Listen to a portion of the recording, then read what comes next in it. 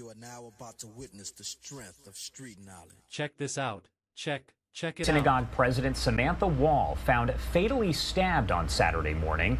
40-year-old Woll was found outside of her residence in the 1300 block of Joliet Place in Detroit around 6:30 a.m. That is according to police, who told Fox 2 Detroit, our team there, that she was stabbed multiple times. Now, at this point, the motive for the killing is unknown, and no one is in custody as of last check. Again, this is video from the scene provided by our Fox 2 Detroit team.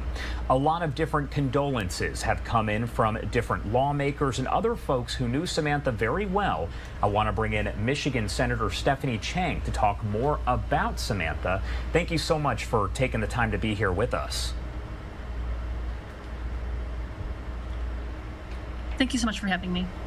Of course. Well, first off, can you start by telling me about Samantha Woll? Sure. Yeah. Thank you for the opportunity to talk about Sam. Sam was amazing. She was endlessly positive. She had such a big heart and just the most beautiful smile. She really loved her family. She loved Detroit. She loved her faith. She was really passionate about social justice and equity, and just so smart, really creative, an amazing supportive friend. And we went to college together, and she also helped out on every single one of my campaigns and was actually my campaign manager for the last one. But, you know, she really knew how to make everyone feel included and valued. And she was the president of the downtown synagogue. She was but also she was really a friend to so many people. I keep hearing from people about how they just recently talked to her, had coffee or lunch with her, and how she was helping them in some way, making a connection for them, and just constantly just doing everything that she could to make a difference for people. Witness digital media videos. And that's kind of what we've been hearing. Our Fox 2 Detroit team has been covering this, and they've been speaking with local officials there, lawmakers, and people who just knew Samantha and knew her well. When was the last time that you saw her, and what was that interaction like? Yeah, so I actually saw her on Friday evening. We were both at a wedding of our friends Miriam and Jake, and so I got a chance to we sat next to each other at dinner. She was happy. She was having fun. We talked about how she was excited about her new job.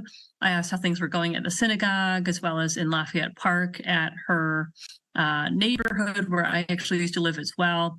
And when I said goodbye to her as I was leaving the wedding, she was actually chatting with the couple that was sitting next fast, and we're deep in conversation. So, you know, it was a good interaction. My last memories of her will always be really happy and positive.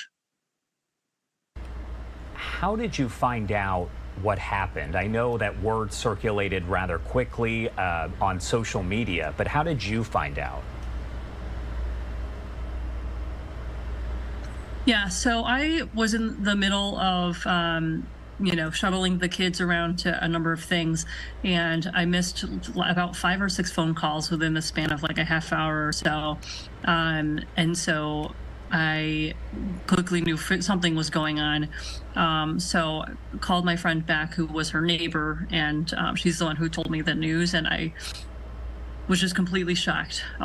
So a lot of yesterday was spent on the phone, grieving with others, but also really trying to help her mom, in touch with law enforcement, and just all of us honestly are still so shocked and really, I think, still processing. It's been pretty terrible. What impact would you say that Samantha had on the community as a whole, from the Jewish community to others just in the Detroit area? Yeah, no, thanks for asking. You know, she was the president of the downtown synagogue, so she was definitely a big leader in the Jewish community, specifically in Detroit. The synagogue, actually, they just did an amazing renovation of the synagogue, and it's really, really beautiful. So that will be her lasting impact, because she was a key leader in that renovation effort. But honestly, the most lasting impact, I think, is going to be not just the physical renovation, but represented by what that space is. It's a gathering place, a community space, not just for Jews, but also for Detroiters, for the community. So her impact will always be there, physically, but also for all of us who knew her or were just lucky to be her friend.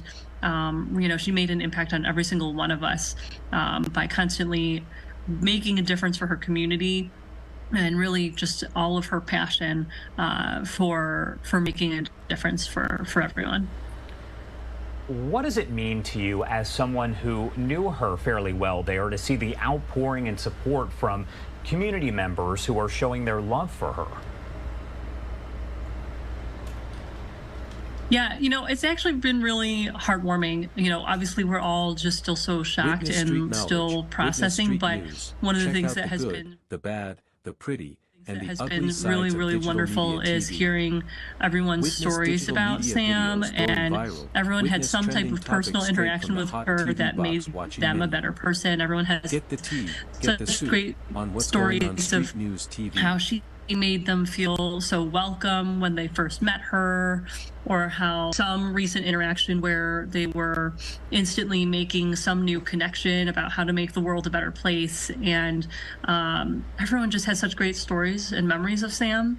So it's been really, really amazing to hear all of those stories. And I know that I think a lot of us will continue to be gathering and continuing to support one another and support the family, first of all, of course, because her family, I think, is really, obviously in mourning, and we all want to be there for the family. And my last question for you, Senator, I don't know if you even want to answer this question right now, but what questions do you hope could be answered soon about what happened?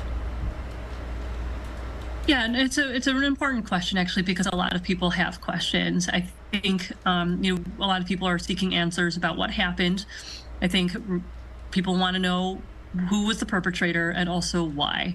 I have been in contact with multiple law enforcement agencies. I feel really, really confident that they're running a very thorough investigation. They've got some really great homicide detectives that have been working on this. So I think it's really important that people let the law enforcement officials do their jobs and complete a thorough investigation. But I know that we are all really eager to learn more. But in the meantime, I think all of us just really want to focus on supporting the family and, lifting up all of our wonderful. Yeah, and Detroit police did put out a statement and said, as of right now, don't jump to conclusions. They're working their investigation, and they should have more answers, possibly holding a news conference today that is still up in the air. But Michigan Senator Stephanie Chang, thank you so much for taking the time to join us. Is there anything else that you want to add before I let you go? One thing I just want to lift up is that Sam was someone who always was bringing people together, people across different faiths, people of different ethnic groups and racial groups. She just was constantly someone who was trying to bring people together. So I hope that will be her legacy. I know that it will be. And I hope that people will always remember that, especially in this moment right now that we're in as the state, as the country, as the world. We need more of the love that Sam had, and just I hope that people will continue to remember who she was and what she stood for as we go forward. All right, Senator Chang, thank you again for taking the time to join us here and share more about Sam. Thank you for watching our digital media, and thank you for your support.